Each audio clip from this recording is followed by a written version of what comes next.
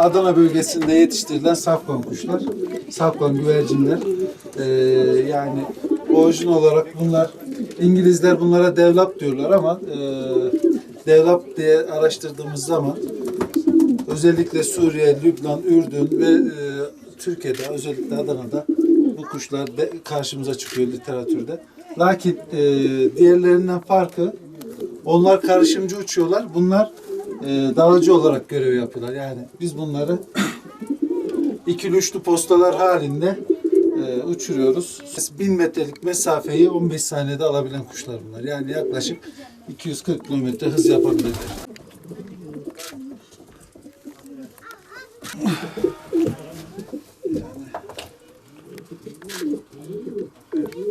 İki haftalık, 3 haftalık olduğu zaman biz kalıcı markalar buna takarız.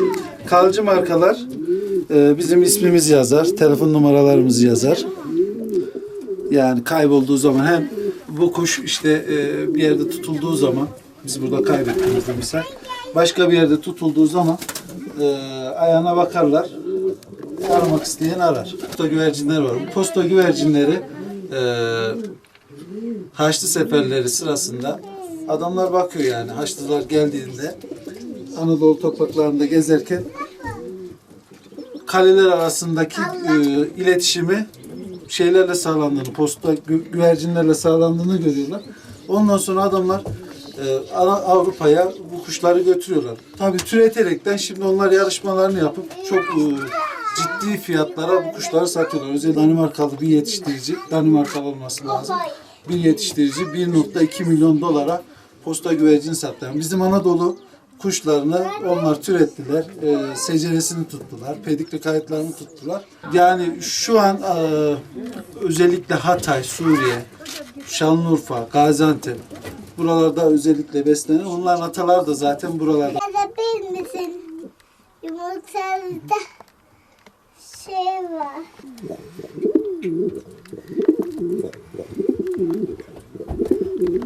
Bunu ver, bunu.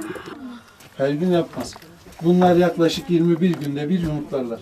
21 günde, evet. 21 günde yavru çıkar. Mesela yumurtladı, onun yumurtasını aldık. Bakıcı anne ebeveynlerin altına koyduk. Onlar o yumurta çıktığı anda bunlar da yumurtlamış oluyor. 21 günde süreci tamamlıyorlar. Bir şekilde verim aldık. Üremesi çok iyi.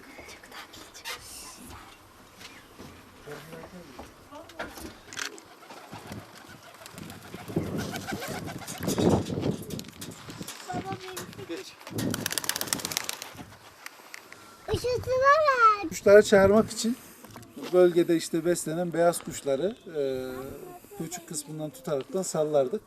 Kuşları o şekilde çağırdık ama tabii eziyet oluyordu. Sonrasında buna bir çare aradık. Önce bez salladık. Sonrasında işte beyaz olan cisimleri salladık.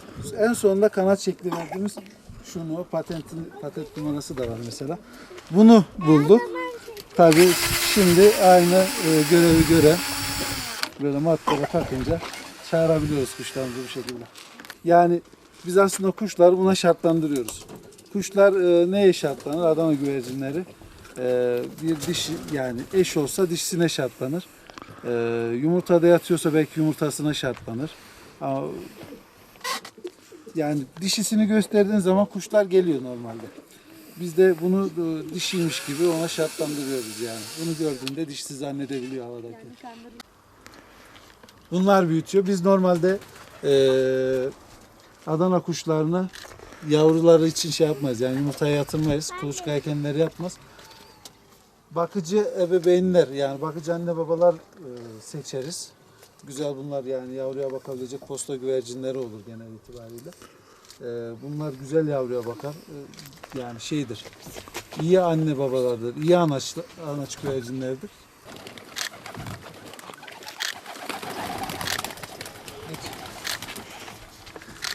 Allah'ım söz dinliyor. Marmara bölgesinde bu kuşu tanımayan yok. Kapadı mı? He.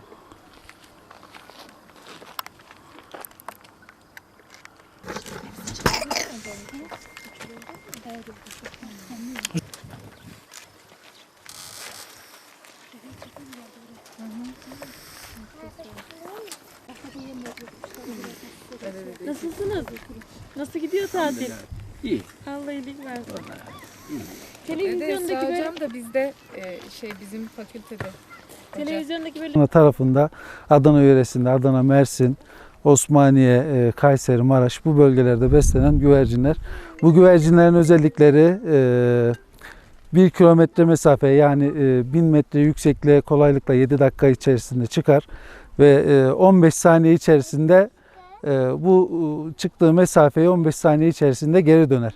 Yani dalıcı özelliğe sahip. Normalde 15 saniye içerisinde dönmesiyle birlikte hesaplara baktığımızda ortalama tabii bu hesaplar.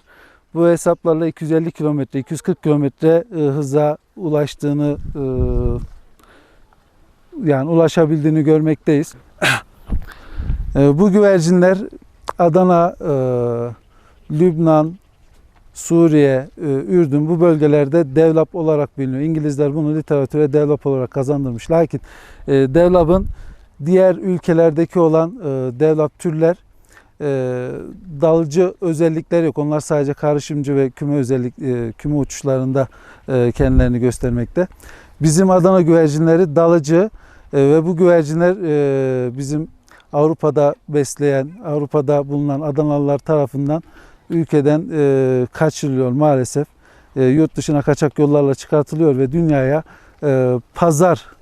yani dünyada pazar buluyor. Biz bunu buradan Bakanlığa ve Adana Büyükşehir Belediyesi'ne sesleniyorum.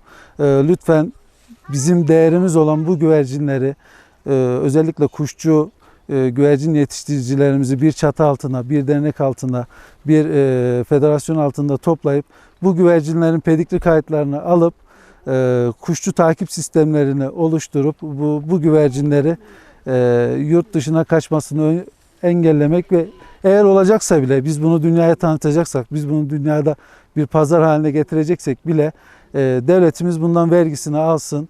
Devletimiz mesela çok yüksek meblağlara satılabiliyor. Bu güvercinler Adana'dan özellikle binlerce liraya alınıp yurt dışına kaçırılıyor ve daha yüksek meblağlara Amerika'ya, Kanada'ya bu güvercinler satılıyor. Mini meblağ geçen gün Metin Aytekin adında yetiştiricimiz yaklaşık 22 bin liraya bir güvercini sattı.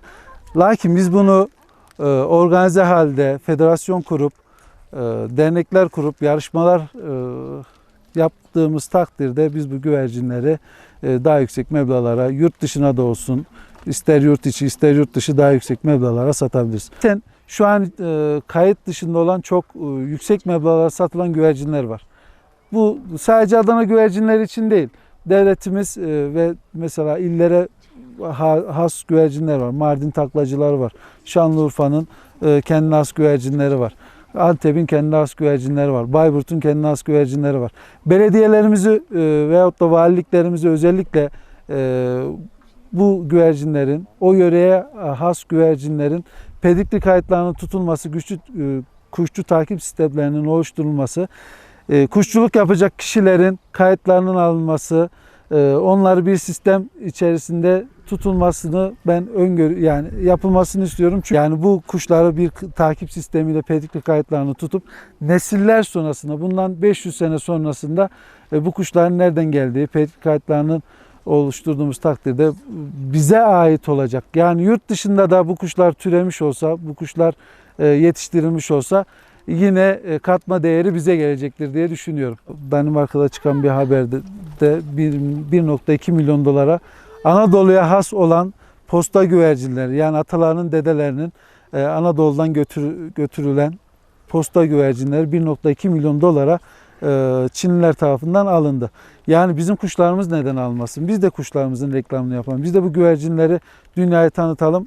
Yani meraklısı artmakta. Her geçen gün sosyal medyada olsun bize ulaşan özellikle Amerika kökenli kuş güvercin yetiştiricileri bize ulaşmakta. Bu kuşlardan biz de satın almak istiyoruz diyorlar ama biz maalesef ülkemizden yurt dışına çıkış yasak.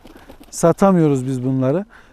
Bunu bakanlık tarafından yeni kanunlarla, yeni yönetmeliklerle bir pazar haline getirebiliriz. Fuarlar oluşturup bu güvercinleri dünyaya pazarlayabiliriz.